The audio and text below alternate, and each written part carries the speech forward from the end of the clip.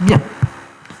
Le premier essai qu'on va faire servira à fournir des données pour calculer le taux d'amortissement de votre système, qui n'est pas donné et qui est très difficile à modéliser autrement, et pour valider certains autres calculs que vous auriez, que vous allez faire.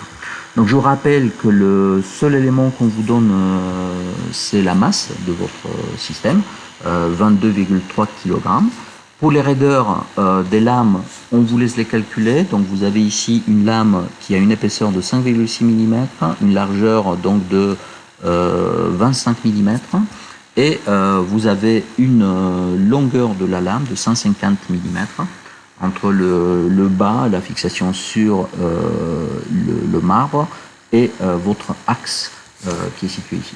L'axe, justement, c'est un axe fixé sur la lame et qui va dans des paliers à roulement qui constituent simplement une liaison pivot avec le moteur, de manière à donner une raideur un peu plus faible que si c'était encastré.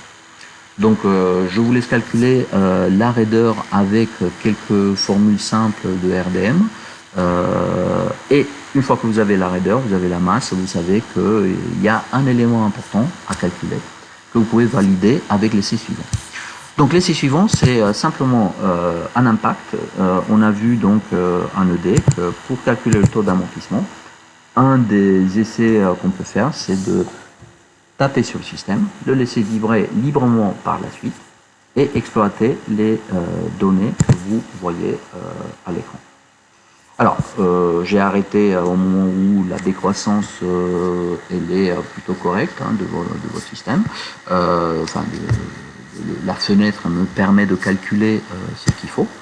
Et en faisant des zooms successifs, je peux isoler suffisamment précisément pour vous laisser simplement lire les valeurs nécessaires à l'écran, avec une précision qui n'est pas extraordinaire, mais qui est quand même assez bonne.